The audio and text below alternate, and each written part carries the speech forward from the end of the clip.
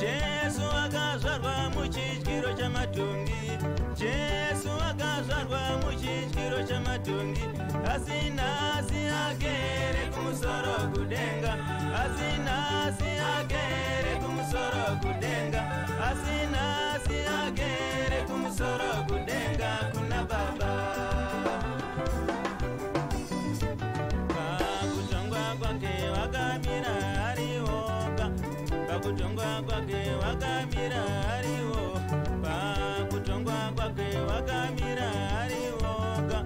Pakutongwa kwake wakamira ari oga. Asinasi ndiye gweta ramagweta.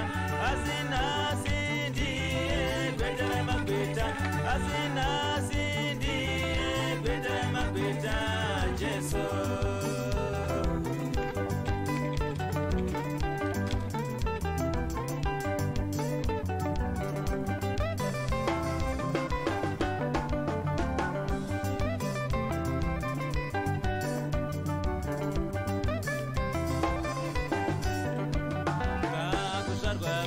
Wakazvarwa semuranda, pakukura kwake ndokukura semunhu zvake, pakufa kwake ndokurayiwa sembavha, pakuzvarwa kwake wakazvarwa semuranda, pakukura kwake ndokukura semunhu zvake, pakufa kwake ndokurayiwa sembavha. Asinasi ndimambo wemadzimambo, asinasi ndimambo wemadzimambo, asinasi ndimambo wemadzimambo. Jesu. So I don't know about you guys, but my day has gone pretty well. Just get everything up and loaded. God knows what's happening with YouTube. Doesn't want to seem to stream correctly. It's being a bit of a jerk right now.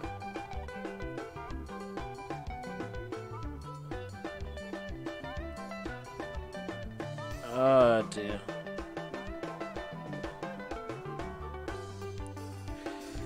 I always seem to leave this last minute. Completely forget about that I need to put a YouTube thumbnail. So I'm having to rush to do that now.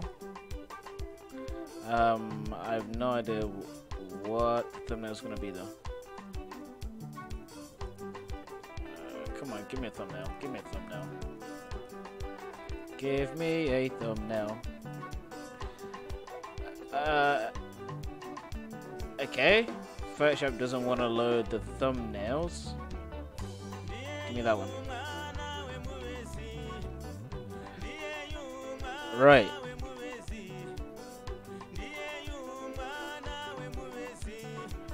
Okay, this is a fairly interesting thumbnail.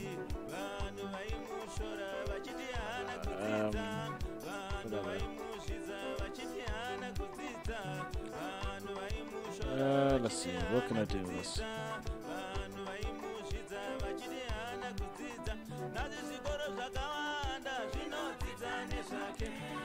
Alright, now for clickbait title.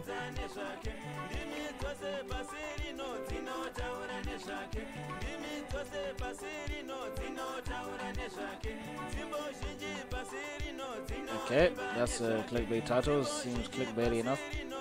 Let's just save that into episode 10. Episode 10.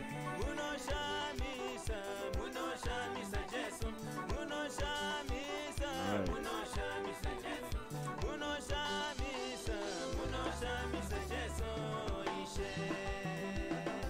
Okay, now to change the thumbnail.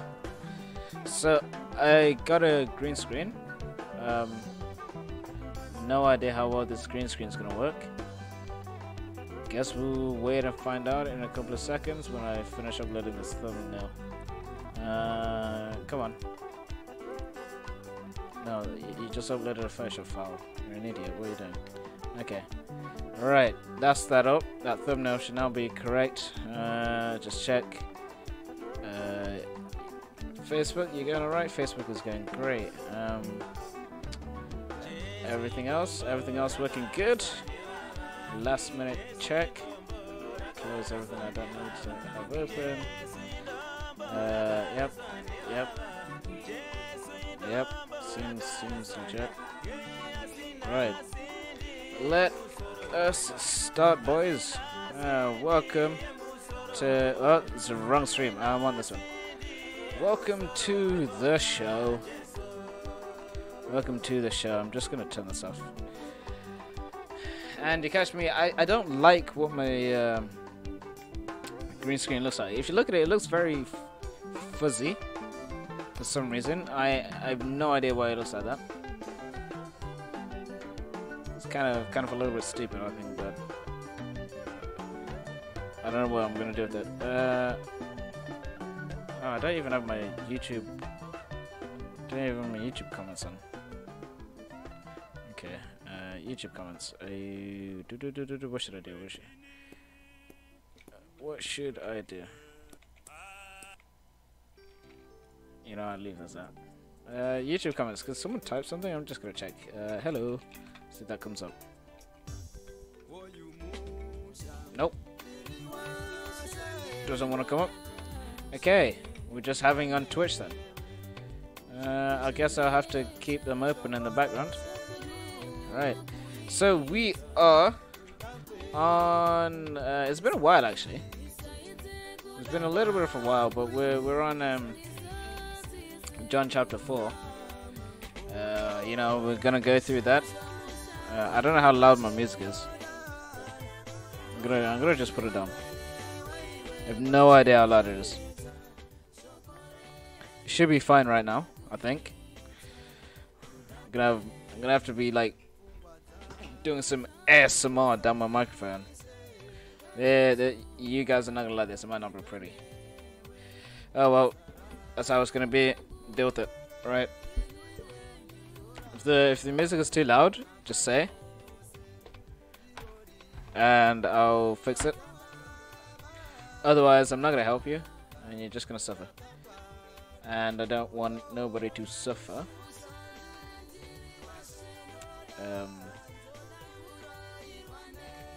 Let's get right into it. So we have the Samaritan woman of Samaria in John chapter 4. Let's see if we can get on. And this is Jesus talking to the lady. And you know, I'm gonna turn off. The music is way too confusing. It's distracting me. Wait, if I just I can turn it off on my audio, but I won't hear it. But you probably hear it on the YouTube on the stream, right? So let's go. What do we have? Madame le Samaritan. Okay, so the Samaritan woman meets her Messiah. What does she do? By the way, we're continuing John chapter 4. Last time we did John chapter 4. Sorry, John chapter 3, sorry. If you haven't read it, look at my previous YouTube video. It's been, what, 2 months? 3 months since I last did it? I've been busy. You know, and I've been waiting for this green screen to come along. And it's really not doing a good job right now. It's actually being let down by my camera. But hey ho. Just gonna have to deal with that. Right.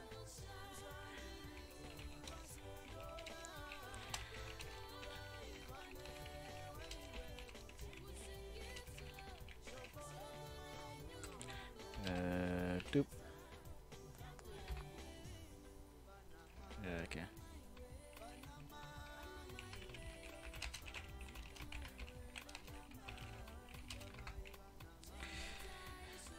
Okay, so let's read it. So it says, John chapter 4, Therefore, when the Lord knew that the Pharisees had heard that Jesus made and baptized, that they had made and baptized more disciples than John, though Jesus himself did not baptize but his disciples, he left Judea and departed again to Galilee. But he needed to go through Samaria. Okay, so what did he do? He came to the city of Samaria, which is called Sychar. I don't know. Near the plot of the ground that Jacob gave to his son Joseph. Now Jacob's well was there, Jesus, therefore, being wearied from his journey, sat thus by the well. It was about the 6th hour. Okay, then what happened? The woman of where'd it go?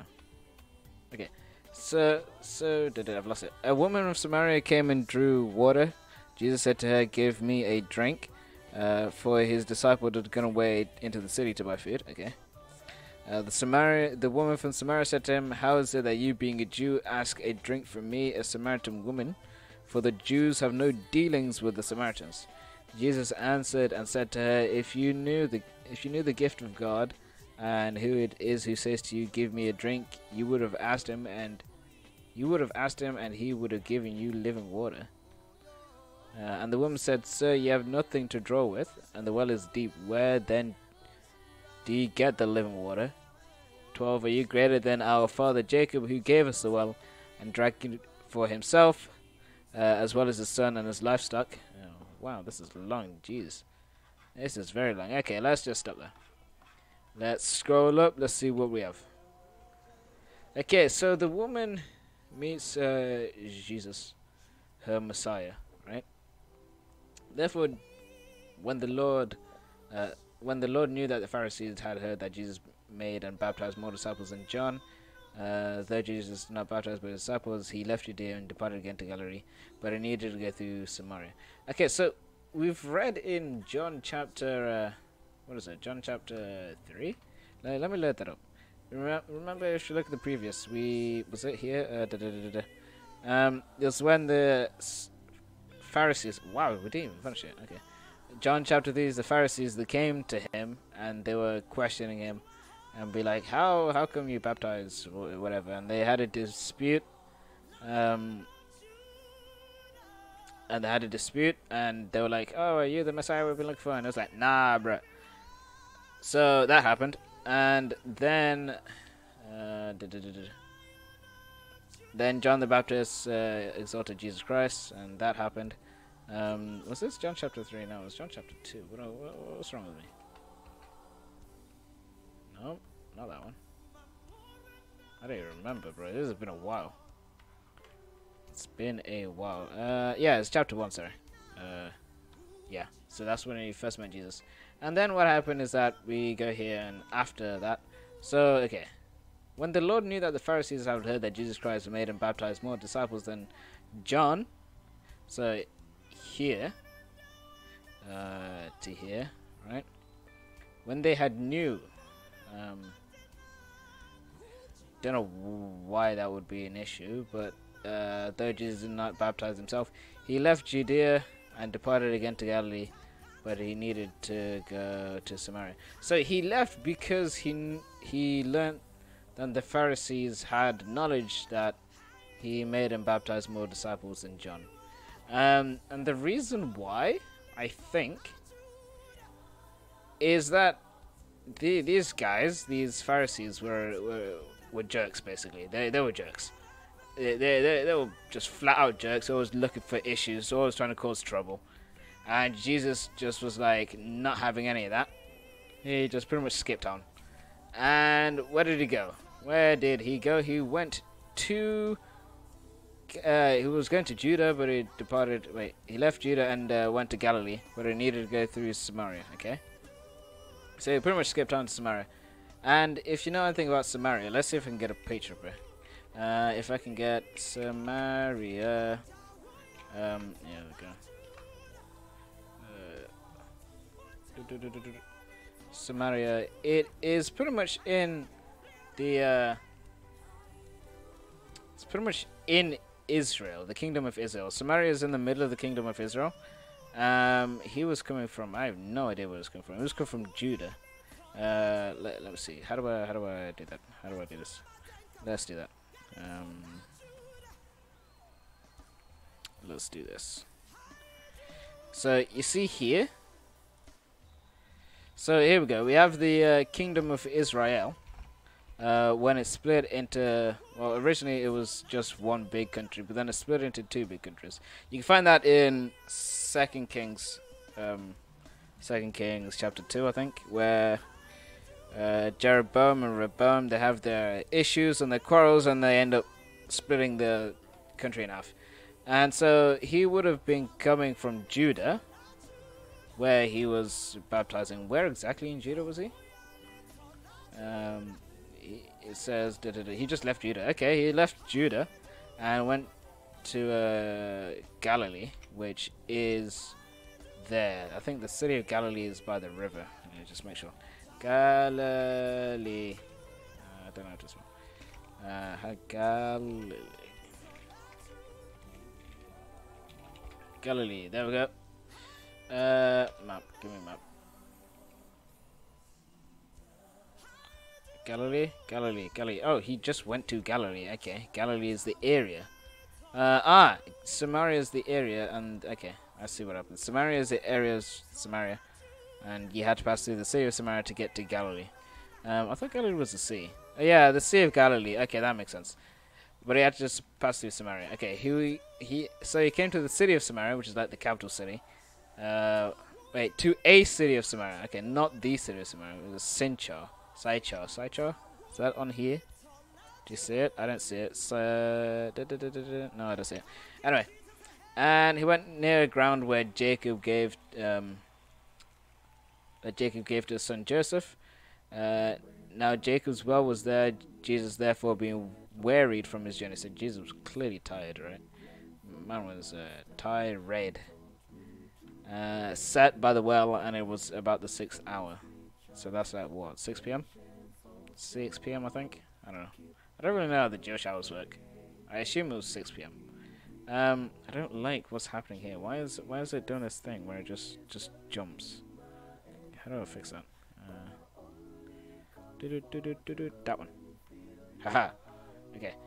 A woman of Samaria came to the water. Jesus said to her, "Give me a drink," for his disciple has gone. Okay, so here he's clearly requesting because he's tired. Yeah, he made a request to the lady, right? But he made a request to the Samaritan lady, and there is a problem that you can see here, is that the woman said to him, "How is it that you, being a Jew, ask a drink from me, a Samaritan woman?" Because Jews and Samaritans, they don't like each other pretty much. Don't like each other. It clearly says for Jews have no dealings with Samaritans. There is a clear separation, which pretty much started. I think it started in 2 Kings, right? 2 Kings chapter 2 or 3. I don't really remember. It's one of these two. That's basically where the quarrel started, and they had the whole brouhaha there. What does this say? Started. There we go. That's basically where it started, right? And Jesus answered and said to her, "If you knew the gift of God and who it is who says to you, 'Give me a drink,' you would ask him and he would have given you living water." So it says, if you knew the gift of God. Okay, so what is the gift of God? Is he going to explain? And who it is who says it to you. So there's two things happening here. One, there is a gift being presented, and there is the presenter. Then he goes to give an exposition here. It says, you would have asked him, which is clearly the presenter, and he would have given you living water. So it seems here that the gift that's being told is living. So the gift is living waters, right? That's the gift.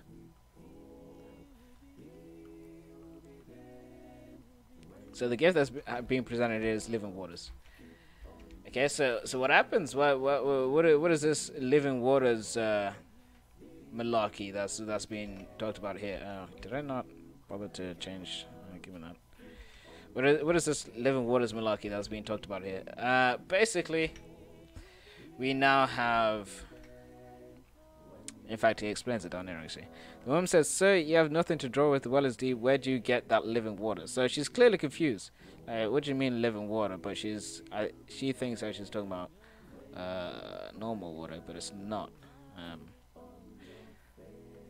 Thinks that she's talking about normal water. And it says, "Are you greater than our father Jacob, who gave us the well?" Right?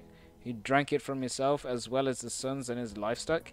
So it's clearly showing to him that there is some sense of what is it called? What is it called? Authority. Authority, right? So it's asking, is the authority of the guy who she clearly doesn't know who it is, so it doesn't know who she is talking to. So the guy who she clearly doesn't know who he's talking to, she's questioning his authority, right? Because the guy who clearly gave us the well clearly has greater authority.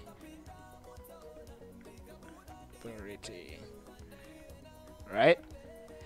But it's not the case, because then Jesus says, whoever drinks of this water will thirst again. But whoever drinks of the water that so this is Jesus clearly saying that, yo, I have water which I can give you, which I shall give him, will never thirst. But the water that I shall give him will become in him a fountain of water springing up into everlasting life, right? So the living water, which is explained by Jesus up here, which is clearly a gift of God. So this gift, which is the living waters, goes down there. There's a partition here, so I have to separate. Is a fountain of water springing up into everlasting life. So essentially what's happening here is that Jesus is saying this living water that you have is basically what's it called? What would you call a fountain in relativeness to the it's a source, right? So Jesus is given the source of everlasting life. You see that? So this living water is essentially the water that he will give him shall become in him a fountain of water that springs up into everlasting life. So Jesus is giving a source, that a water that becomes a source of everlasting life for a person, right? So it's saying that pretty much answers the question that the gift. Wow, you can't see that color. Right, she's white. The gift being talked about, the gift in question is the source of everlasting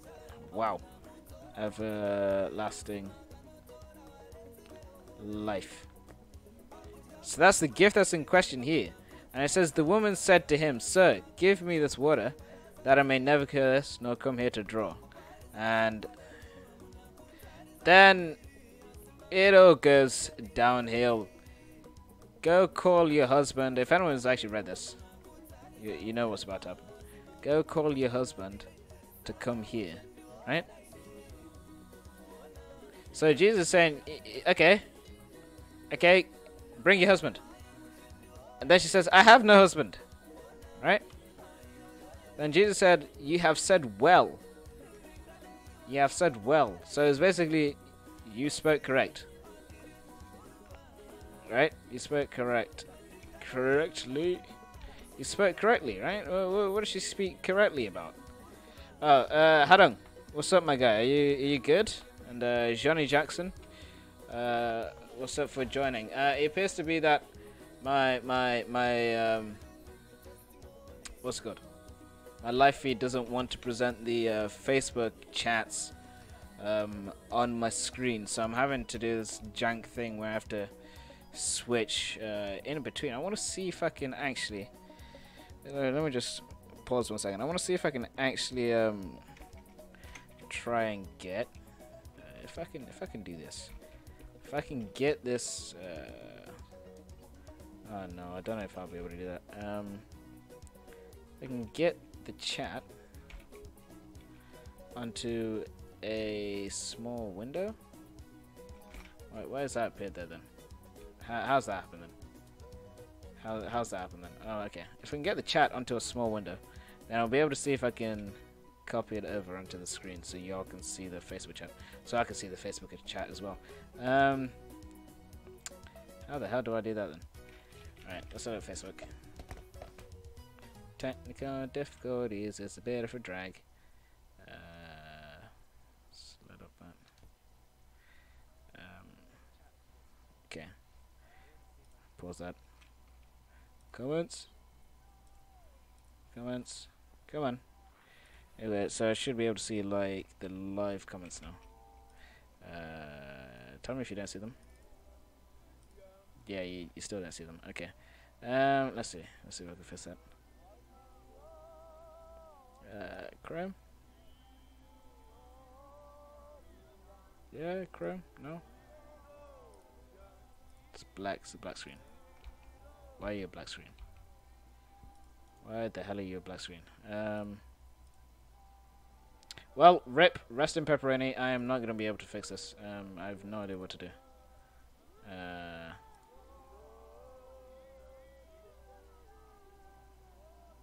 Yeah, I have no idea what to do. I have no idea how to fix this. Right. Can I do the... Ooh, haha, huzzah. Wait, I may be able to fix it now. Let's try that again. Chrome.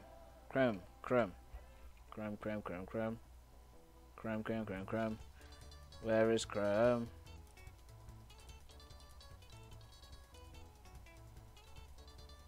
Oh no, that's just odd. It just does not want to. Just does not want to overlap. No, okay, no, it's broken. You will never be able to see the Facebook chat. Great, you're gonna have to deal with that. Okay. Okay, I'm gonna carry on then. Right. So Jesus said to her, Jesus said, you have said well, right? You spoke correctly. He says, I have no husband. So let me just go back a bit. So she asked, show me the water so I can come and drink so I never thirst. And Jesus was like, okay, bring your husband. And she was like, nah, bruh. I ain't got one. Okay, so what did he do? What did he do? Jesus said, yes, you've spoken well. Why? You have said, you have spoken well, I have no husband. For you have 5 husbands, and the one who is, right? And the one whom you have now is not your husband. In that you spoke truly. So what is happening here? Jesus has said, lady, you're an adulterer, right? I don't know how to spell that. Adulterer. Because Jesus says, yo, bring your husband. And she says, I ain't got one. And he says, well, you've been with 5 people, right? 5. The one you have now is not your husband. So you spoke truly, right? So she clearly didn't say, you know, the guy I'm with now is my husband. Even, you know, he is in my place. We share a bed, we share a room, you know, all that 9 yards. Said, nah, he ain't my husband. So Jesus like, you've been with 5 of them. The one that you have now is not your husband. And then she goes, okay, I perceive you're a prophet. Why? Because he said something that he clearly says something that that she says said.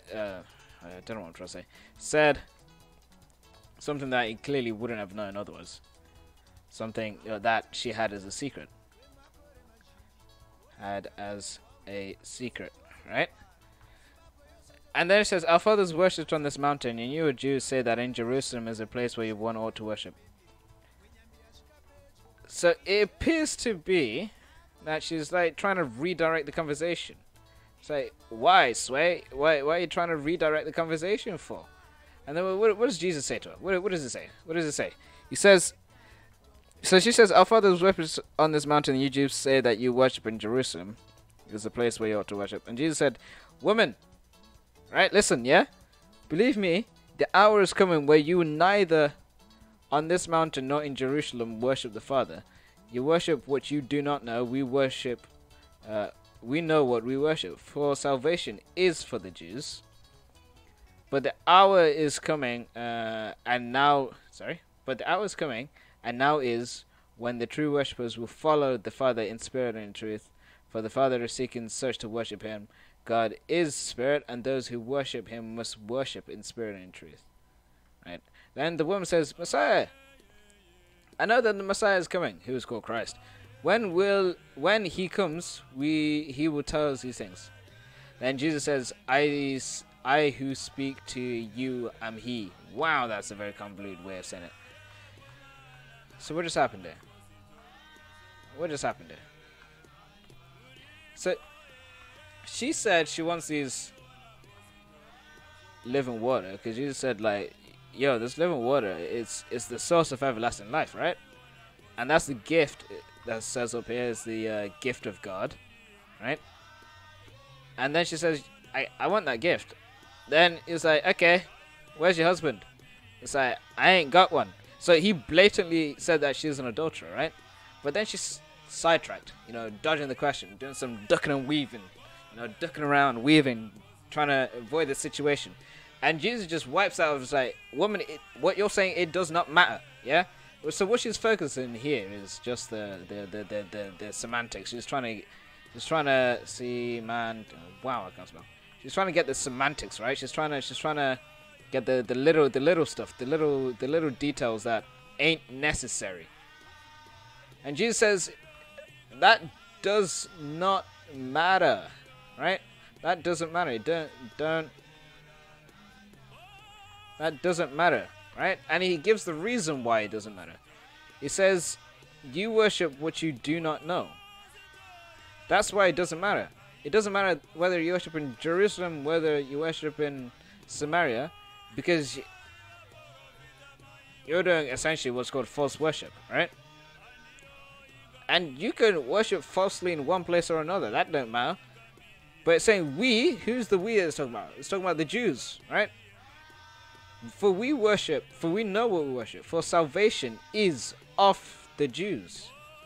So you see here, the salvation isn't a thing that the Samaritans also understand, because they are doing false worship. That's why they don't understand. They don't have the knowledge. They don't have what the Jews have, which is the true understanding of salvation here. Again, this all started back in 2 Kings. If you get out your little Bible, flip it to 2 Kings, you'll see what happened was Jeroboam, Rehoboam, they started to do their quarreling, and they split up because of the divide.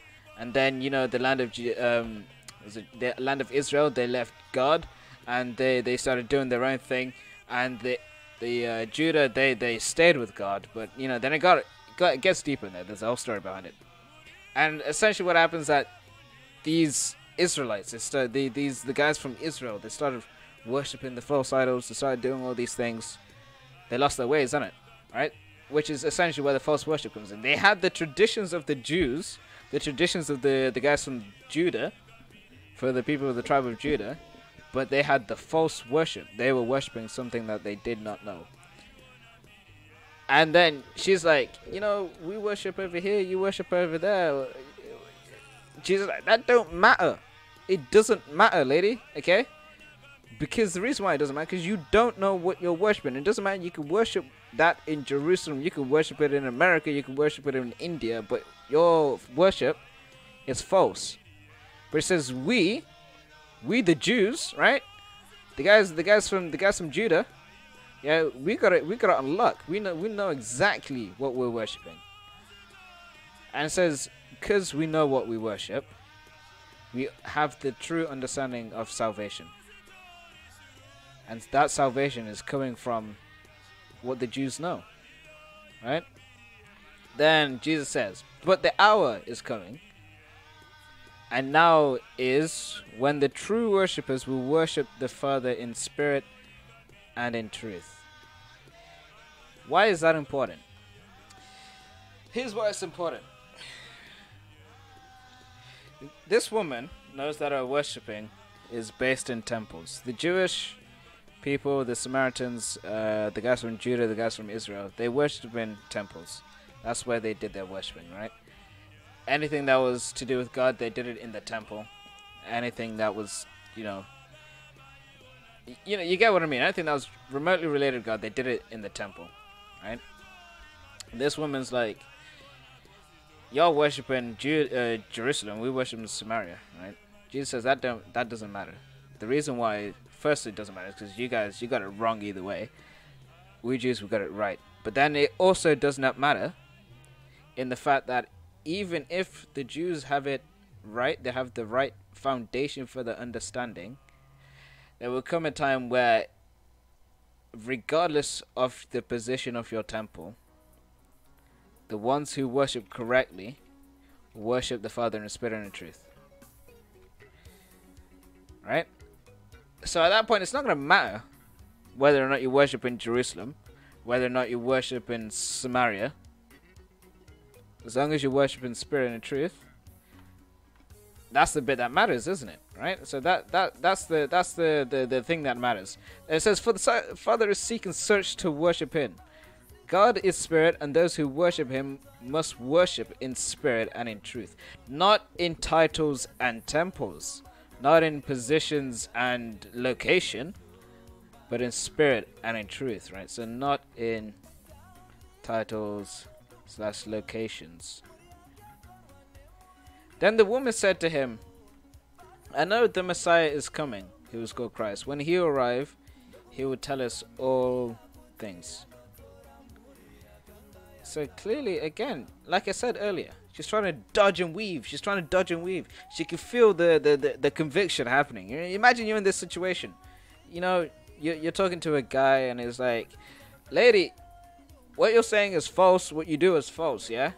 What do you want to do?" The automatic response is to defend yourself. Defend what you know, isn't it? So she's trying to dodge and weave, trying to snake around, doing the head bobbing, turning left and right. It says, "Well, okay, right? I know the Messiah is coming. So he's the one who's going to tell me these things." What does that mean? What is she trying to do? She's trying to quiet. She's trying to silence, right? She's trying to silence Jesus right here. She's trying to silence Jesus, saying that I don't need to hear it from you. Honestly, you will see, and if you're a university student, you will see this kind of spirit. You see this kind of spirit that happens there. When rebuke comes in, right? People will try and dodge. They'll try and weave. You try to correct them. You try to correct other Christians. They try and dodge and try and weave, saying the only person who can tell me is a prophet, is the man of God, is my pastor. Imagine this. You're trying to tell someone that what they're doing is wrong. They're trying to dodge your questions. And what happens? She says, "The one who will tell me is the Messiah." Then what does Jesus say? "I am He," right? I mean, that appears to be where it finishes. But what do we see from here? We have a spirit of dodging and weaving. A spirit of dodging and weaving. A spirit of trying to evade the conviction, trying to evade the truth, trying to evade your rebuke. What are you doing? That's honestly, guys. Let's think about this. When someone rebukes you, there shouldn't be a case. If it's a spiritual rebuke, it shouldn't be a case where you try and evade. However, if what they're saying is just complete nonsense, take it, walk on, continue. But if it's real facts, don't try and dodge and weave, because look, what's happening here is that Jesus is offering this lady living waters, right? And she says, "Yo, Jesus, I want this living water." So she's half there. She's like, "Okay, how do I get it?" And Jesus says, "Whoa, woman. Okay, right. What's happening is that you want these living waters, but you're an adulterer. You're living in sin." He points out that she's living in sin, right? What does Jesus want? He wants her to repent, obviously. She's living in sin. She ain't meant to be doing that. But then she tries to go into semantics, try to get into little details, try to get around the grain. And Jesus says, "Well, that does not matter. It doesn't matter what you're saying. It doesn't matter, one, because your original presuppositions are false. Second, it doesn't matter either way, because even if your original presuppositions are correct, there's a change happening. You know, God is looking for people who worship in spirit and truth, not in titles and locations. It doesn't matter if you worship in the temple or what. He's looking for ones who worship in spirit and truth. Right? And the woman's like, well, okay, I hear what you're saying, but I just want to hear it from the Messiah. You know, the Messiah is going to come and tell us all these things. The Messiah will do this, the Messiah will do that. So, okay, number one, the Messiah's already here. I'm the one who's talking to you. Number two, where are your ears? Where are your ears? I'm telling you right now that this is what the Messiah is saying. You're like dodging and weaving, you know. Then what happens? The whitened harvest. 27. And at this point, the disciples came. So they came from, so they had bought food, right? So they had bought their food. And what happens? And they marveled. What did they marvel at? I've tapped out. Okay. And I've lost it. They came and they marveled that he talked with a woman. Yet no one said, "What do you seek? Why are you talking to her?" The woman then left her water pot, went to the city, and said to the men, "Come and see a man who's told me these things, told me all things that I ever did. Could this be the Christ?" Then they went out of the city and came to him. In the meantime, his disciples urged him, saying, "Rabbi, eat." And he said to them, "I have food to eat of which you do not know." Okay. Therefore the disciples said to one another, "Has anyone brought him anything to eat?" So they're just concerned that Jesus ain't eating, bro. Jesus is starving over here. And Jesus said to them, "My food is to do with the will of him who sent me and to finish his work." Okay, then what happens? Do you not say there are still 4 months? Sorry? What? Do you not say there are still 4 months and then comes the harvest? Behold, I say to you, lift up your eyes, look at the fields. They are already white for harvest, and he who reaps receives wages and gathers fruit for eternal life. But that both he who sows and he who reaps may rejoice together. For in this the saying is true, one reaps, another sows. I sent you to reap that for which you have not labored. Others have labored, and you have entered into their labor. Okay, so how long have I been streaming? 40 minutes. Okay, I still got 20 minutes. Okay. Oh, Harden. Okay, have a good night, bro. Hopefully you're good. I know you've gone on holiday and that, so yeah, have a good night. Okay, right. What's happening? How long is this? Wow, this is okay. Practically 2 chapters there. Okay, let's analyze what we talked about. Okay, so what happens? The disciples came back and they marveled that he talked with a woman. Why is that? Why is the marveled? In fact, it wasn't just the fact that she was a woman; she was a Samaritan woman, right?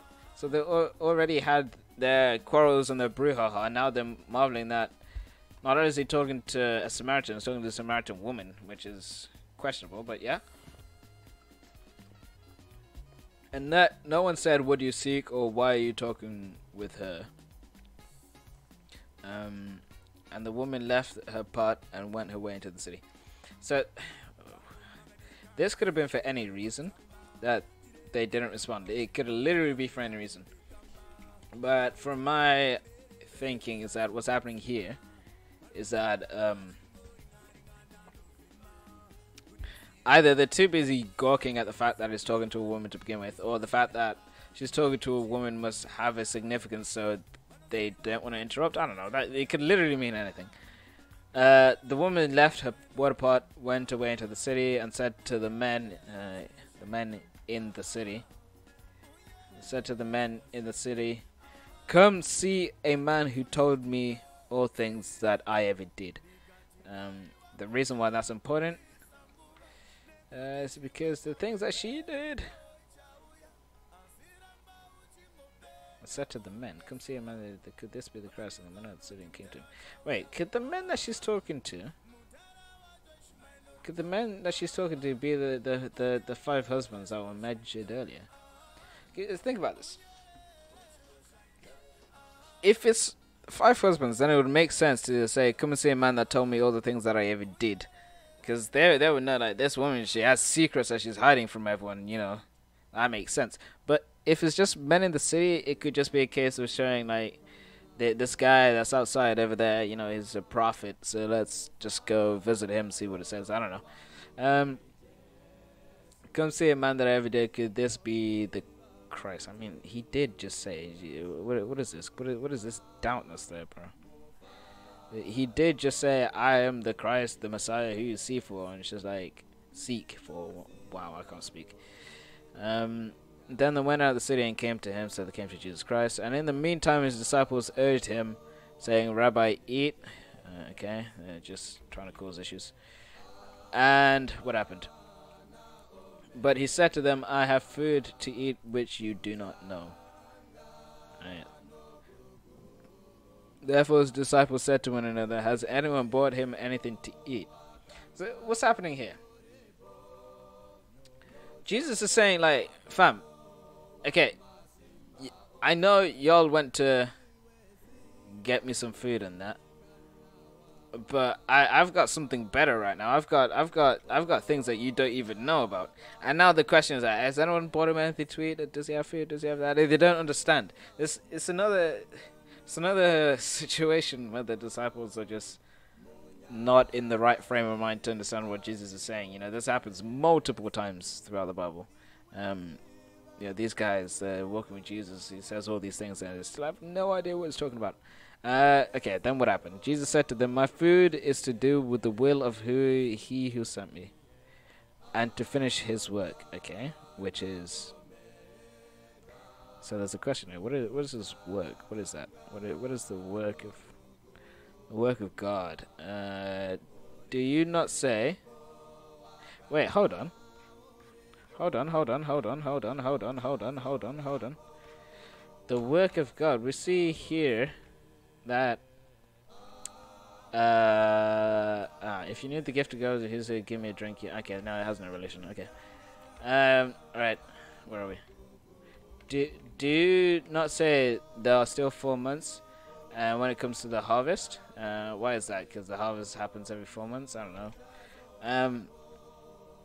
Behold, I say to you, lift up your eyes and look at the fields. Okay. Right, what are we looking at? For they are already filled for the harvest. And he who reaps receives wages, and gathers fruit for eternal life, that both he who sows and he who reaps may rejoice together. Oh, okay. For in this the saying is true: one sows, the other one reaps. I sent you to reap that for which you may have not for which you have not labors, others have labors, and you have entered into their labors. Okay, so what is happening? This is a parable. This is another one of Jesus's parables. I really have a hard time reading sometimes. So another one of Jesus' parables. Here we go. So what's he saying? There's a field. A field of what? Field of harvest. It says he who reaps receives wages. Okay, so you get paid, and gathers fruit for eternal life. So it's clearly talking about eternal. It's a spiritual harvest. Okay, so it's a spiritual harvest. So wait for the harvest. This is a spiritual harvest. It's a spiritual harvest, right? So what's happening? It gathers fruit for eternal life. What is this fruit? Fruit for eternal life. That both he who sows and he who reaps may rejoice together. So the sower, the reaper's reaping what the sower planted, but the sower's not going to see the fruit, I assume. The sower just sows and walks away, I guess. And the sower, I don't even know. Right. That they may rejoice together. Okay, they rejoice in what? The fruit? They rejoice in... Why did that just delete? Rejoice in the gathered fruit. Alright? Rejoice in the gathered fruit. Then what happens? What else happened? The saying is true: one sows, the other one reaps. I sent you to reap that for which you have not labored. Okay, so which guy labored? Who's the laborer here? Others have labored, and you have entered into their labors. Okay, so it's clearly not talking about itself because it says others. Who are these others, though? Others? Well, I mean, John the Baptist was sent before Jesus, and it's time to pave the way in the wilderness. So it could be the prophets of before, prophets of old, I guess. Yeah, I guess man like I don't know, Jonah. I guess it could be an example. Who else? I don't know. I cannot think of any examples. Then what happened? The Savior of the world. And many of the Samaritans of that city believed in him because of the word of the woman who testified. Right. He told me all that I ever did. So when the Samaritans come to him, they urged him to stay with them, and he stayed there with 2 days. And many more believed because of his own word. So originally the people believed of the word of the woman, right? And the reason why I see here, the fact that the Jews and the Samaritans, they're on their like, I don't know. The Jews and the Samaritans, they've got their little quarrel. Can I draw a sword here? They've got their little quarrel. I really can't speak. They've got their little duel happening, right? The Samaritans are like doing their one thing, and then the Jews, they don't like each other basically, right? And so if like a Samaritan says something nice about a Jew, then that would be, I guess, it's kind of weird because why would the enemy, in this case, imagine like this, why would the enemy say something nice about you? You know, you can probably think of it like that. If Samaritan says something good about a Jew, then it must be true, because why would they do that? And also it testified. The fact that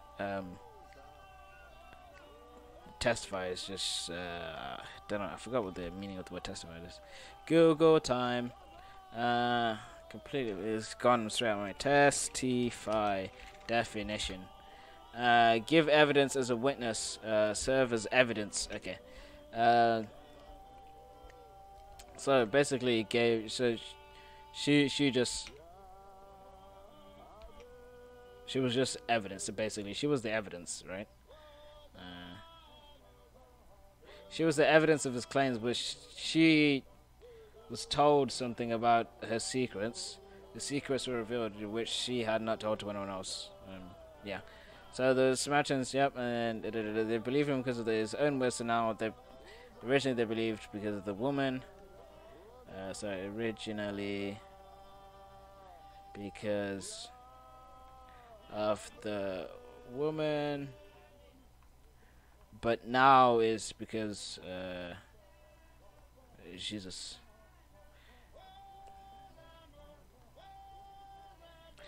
Now they believe because of Jesus. Okay. What's next? Then they said to the woman, "Now we believe not because of what you." They said to the woman, "Now we believe not because of what you said, for we ourselves have heard him, and we know that this is indeed the Christ, the Savior of the world."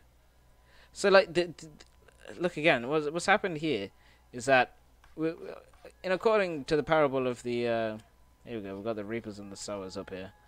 Reapers and the sowers, yeah.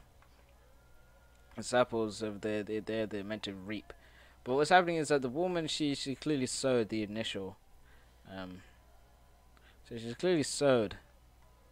Can I get a smaller color? So she has sowed the initial stage, but then now that was like the basis for even listening to what Jesus was saying. Then like it evolved. It's now known because he is the Savior of the world because of what Jesus said, not because of what the woman said. Okay, now after the 2 days he departed from there, went to Galilee, for Jesus himself testified that a prophet has no honor in his own country. So he came to Galilee, and the Galatians received him, having seen all the things that he did at the feast, for they had gone to feast. Okay. That is heavy. That is really heavy.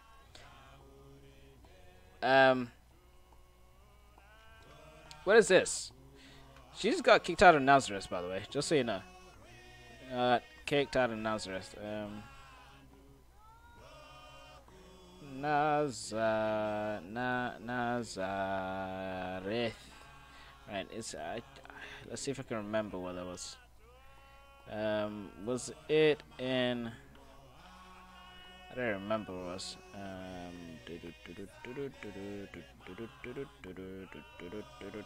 Okay, I don't even remember where it was. Okay.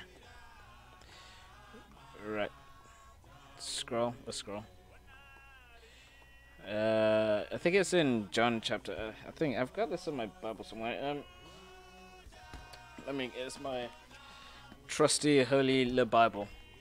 Let's see if I can find the page which I'm looking for. I don't even remember. I read this on Sunday in church, but I don't remember. Alright, 2 Kings. Where is 2 Kings? 2 Kings. I wrote a little note next to 2 Kings somewhere. I don't remember what chapter it was. 2 Kings 2, I think, or 5. Luke 4 verse 16. Let's see, Luke 4 verse 16. Luke, Matthew, Mark, Luke, and John. Luke 4 verse 16. Where is 16? Here we go. It says, so it's talking about Jesus Christ, right? Jesus Christ. And it says he came up to Nazareth. Right, what was he doing in Nazareth? He was doing a lot of things in Nazareth. Said he came up to Nazareth, where he had been brought up, and as his custom, went to the synagogue, and he was handed the book of Isaiah, and he basically read from the book of Isaiah. But the bit that's most important is 28. It said, so all those in the synagogue, when they heard these things, were filled with wrath, right? And rose up and thrust him out of the city. And it's in fact before that. He said, surely I said to you, no prophet is accepted in his own country. But I tell you truly, many widows were in Israel in the time of Elijah, when the heavens were shut up for 3 years and 6 months, and there was a great famine throughout the land. But none of them was Elijah sent except to Zarephath, I don't know how to pronounce that, in the region of Sidon, to a woman who was a widow. Many lepers were in Israel at the time of Elisha the prophet. None of them was cleansed except Naaman the Syrian. Basically, the Nazarenes, they just kicked him out. Because essentially what he did is that he daylight blasphemed. He daylight blasphemed, right? He pretty much just said, yo, guys, I am God. And they were like, nah, bruh. Nah. So they weren't having none of that. And then they kicked him out, right? Then what happened? So he was testifying them that he got kicked out. And so he came to Galilee, and the Galileans received him, having... See, again, this is... Look, John chapter 1, right? Who remembers John chapter 1? What does John chapter 1 say? John chapter 1 verse 16. 16. Is that 16?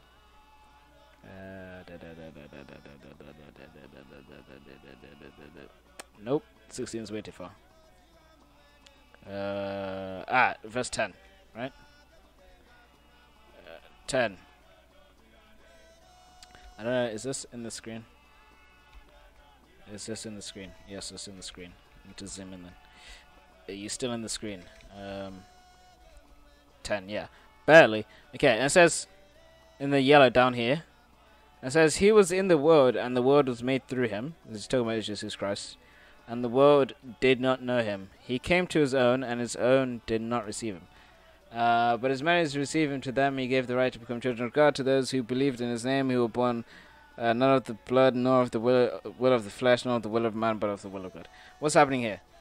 Jesus testified twice. More than twice, actually. Same as in John 1. Nobody liked him for some reason. They just rejected it. Even his own countrymen, they were like, we don't want you here, my guy. Please leave. But what happened? What happened is that he essentially just fulfilled John chapter 1, isn't it? He came to his own, the Nazarenes, and they didn't like him. He came to his own, the Jewish people, and they didn't like him. So what did he do? He went to the Samaritans. The Samaritans were like, yeah. What else did he do? He went to the guys of I don't remember. Went to the Galileans, and they were like, yeah. So these are tricky things. Anyway, having seen all the things that he did in Jerusalem at the feast, for they had also gone to the feast. Okay, the nobleman's. I think it's nearly finished. The nobleman's son healed. So Jesus came to the Cana of Galilee, where he had made the water wine. There was a certain nobleman whose son was sick in Capernaum. When he heard that Jesus had come out of Judea into Galilee, he went with him and implored with him to come down and heal his son. For he was at the point of death. Jesus said to him, unless you people see signs and wonders, you will by no means believe. Nobody said to him, sir, come down before my child dies. Okay. He said, go your way, your son lives. So the man believed in the word that Jesus spoke to him and went his way. And he was now going down. His servant met him and said, saying, your son lives. Okay, so what's happening here? It was in Galilee, where he did the thing. And the guy came up to him because he heard what Jesus had done. And he wanted him to come heal his son because his son was about to die, right? His son was about to die. And Jesus said to him, like, my guy, all you want to see is miracles and signs, right? Where's your belief? Where's your faith, bro? You ain't got no faith. Ain't no faith in you. And the nobleman said, sir, come down before my child dies. Well, okay, he does have a bit of faith that if fact he came to Jesus Christ to begin with. But he didn't have... Faith isn't the best word. It's literally as Jesus says. He just wanted to see signs, right?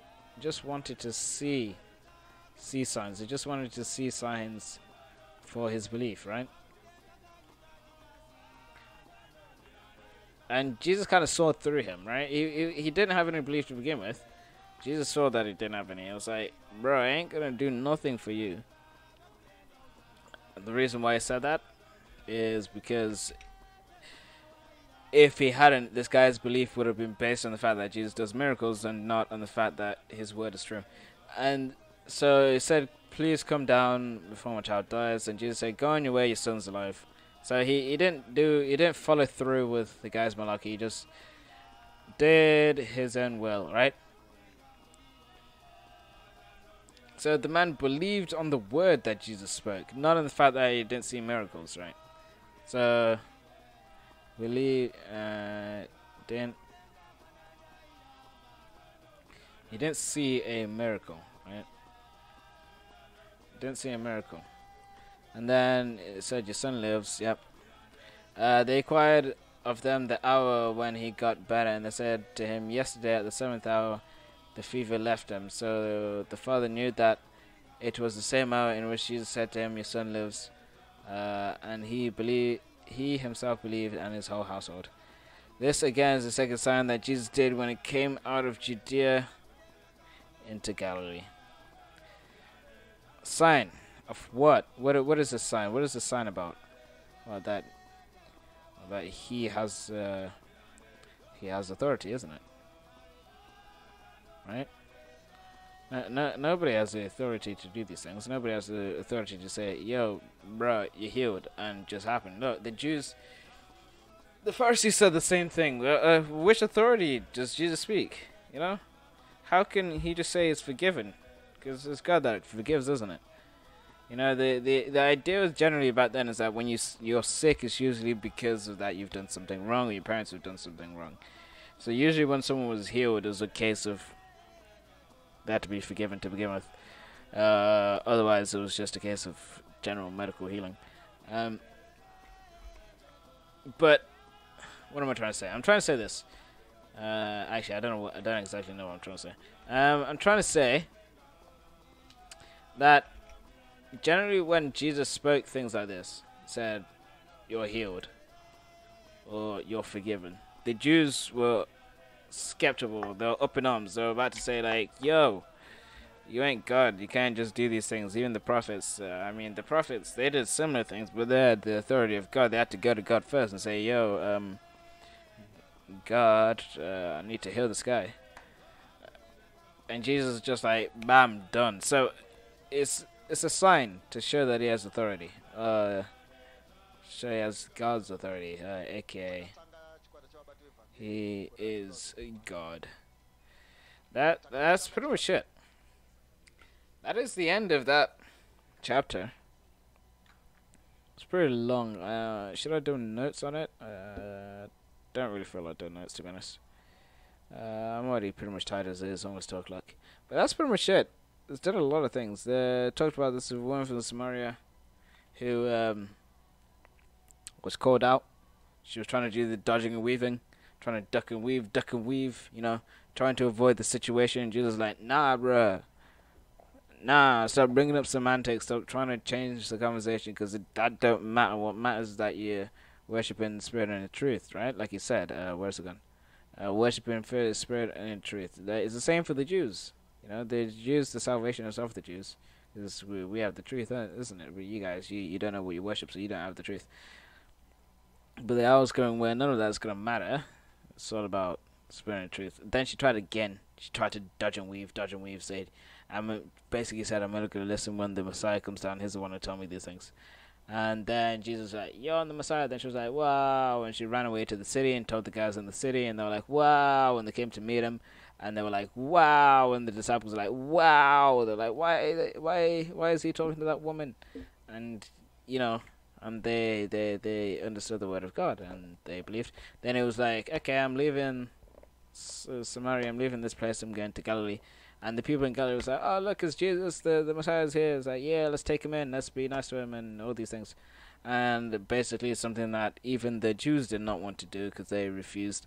They practically kicked him out. Like in Nazareth in Luke 4, they just was like, nah, bro, we don't want you here. And they kicked him out for blasphemy. And Jesus was like, okay, yeah, I'm the Messiah. I am God. You know, said that to the Galileans and said that to Samaritans. And they're like, yep, seems legit. Seems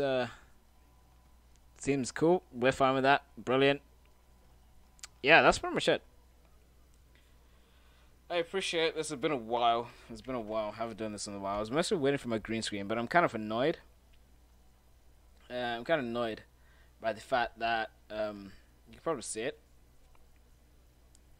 If you look at my face, you can see like it's all like fadey and shivery and all these things.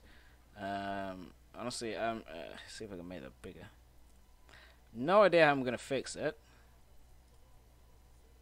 None whatsoever. I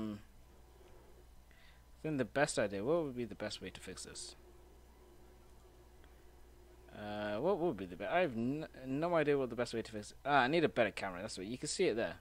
You see that it's doing some weird like fadey thing.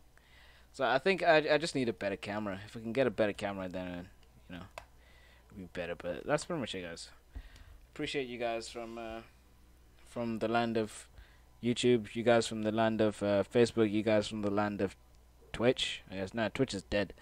Nobody's on Twitch right now. But pretty much everyone else, I appreciate y'all for coming down and walking the walk and talking the talk.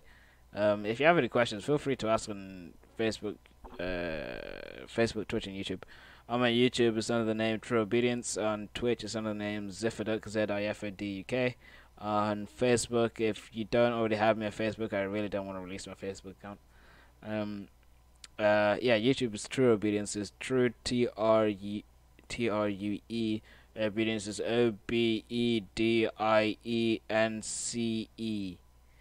Message on that. Any inquiries, I'll respond. Anything, in fact, I don't have any questions right now. Let's see. Any questions right now? To the guy on YouTube. Where are you, Hemi? Just post your message, and then we can all be on our way. And yeah, I appreciate it. That's alright then. Okay, appreciate you guys. Have a good night. I shall holler at you another day. Ciao.